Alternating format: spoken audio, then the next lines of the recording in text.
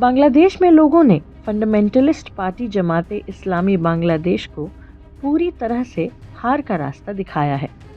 इस तरह इस चुनाव में सीधे सीधे पाकिस्तान की हार हुई है और बांग्लादेश में किसी पड़ोसी देश की बेहतर स्थिति होनी है तो वह है भारत। और जेनजी के उन्माद से बांग्लादेश में चुनी हुई सरकार को उपदस्त करने के लिए उभरा था। इसको बांग्लादेश की आवाम ने नज़रअंदाज कर दिया। शेख हसीना की पार्टी आवामी लीग चुनाव मैदान में नहीं थी, इसीलिए इसके समर्थकों ने भी बांग्लादेश नेशनलिस्ट पार्टी को वोट दिया। इस तरह एक नकारात्मक अवस्था से बाहर निकलने में नेशनलिस्ट पार्टी बांग्लादेश के लिए फिर से खुले हुए रास्ते का माध्यम बन गई है।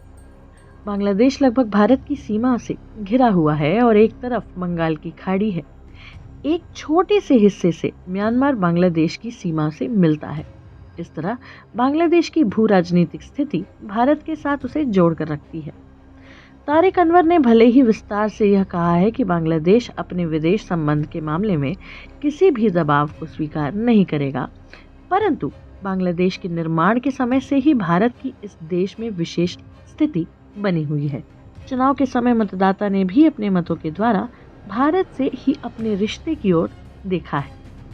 भारत को भी अपने नॉर्थ ईस्ट के राज्यों से सड़क रास्ते से जाने के लिए बांग्लादेश से ही पैसेज मिल सकता है।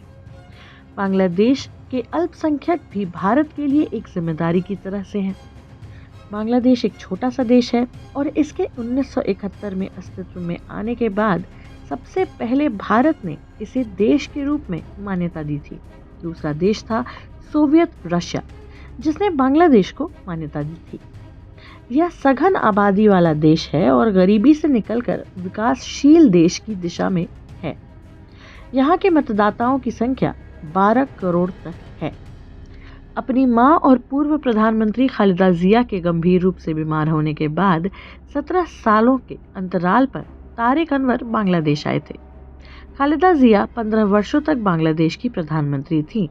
इसके बाद 17 वर्ष तक शेख हसीना प्रधानमंत्री थी और 2024 के बांग्लादेश चुनाव के बाद वे तब सत्ता में आईं जब बाकी दलों से बहिष्कार मिला था। इस वजह से 2024 से अगस्त 25 तक प्रधानमंत्री रहते हुए भी वह जनता का जनादेश मजबूती से नहीं महसूस कर सकी थी और इस माहौल में बांग्लादेश की आर्मी को और वहां के प्रशासन तंत्र को वह अच्छी तरह से नहीं संभाल सकी थी।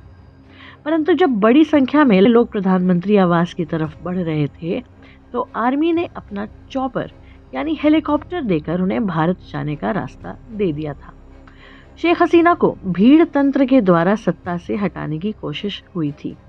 इस बार शासन लेने की जगह पर मोहम्मद यूनुस को मुख्य सलाहकार बनाकर शासन प्रशासन चलाने दिया। माइक्रो फाइनेंसिंग में भले ही यूनुस को नोबेल पुरस्कार मिला था, परंतु शासन की बागडोर संभालने के बाद में आर्थिक तौर पर भी देश का खास कुछ भला नहीं कर पाए थे। जानते हैं कि 17 साल लंदन में रहकर अनवर बांग्लादेश की अपनी मां की पार्टी के उपाध्यक्ष पद पर बने हुए थे। पहले की अंतरिम सरकार ने उनके आने के लिए एक अनुकूलता बना दी थी कि शेख हसीना की पार्टी को गैर कानूनी बना दिया था। शेख हसीना भारत में हैं और अज्ञात स्थान पर हैं। बांग्लादेश के अंतरिम सरकार ने शेख हसीना के ऊपर एक मुकदमा चला करके उन्हें फांसी की सजा मुकर्रर कर रखी है। भारत सहित अंतर्राष्ट्रीय समुदाय इस मुकदमे के ऊपर अपनी शंका रखने आया है। यह किसी बजाबता सरकार के द्वारा और खुले माहौल में चला हुआ मुकदमा नहीं था। मुकदमे की पहल के लिए शेख हसीना मौजूद नहीं थी। बांग्लादेश में चुनौतियां बहुत हैं।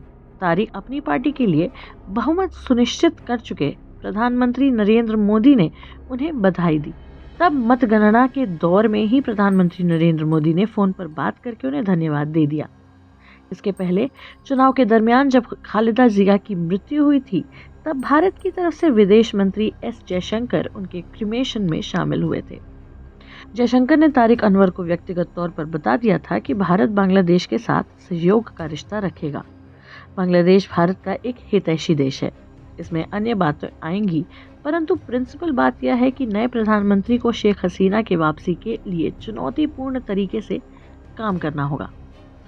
भारत के शासक दल के ऊपर एक बहुत बड़ी जिम्मेदारी होगी कि वह अपने चुनावी एजेंडा में बांग्लादेशी जैसे नारों से परहेज करना सीख ले। भारत को अपने पड़ोसी देशों के साथ अपने रिश्ते को सुधारने के लिए बांग्लादेश को एक पूंजी के रूप में लेना होगा।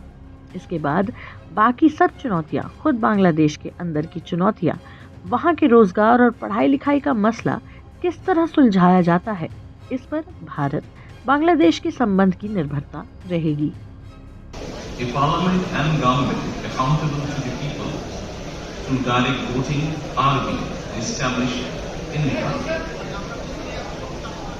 To ensure that no legal force can be established autocracy in the country, and to ensure that the nation is not turned into a subservient state, we must remain united and uphold the will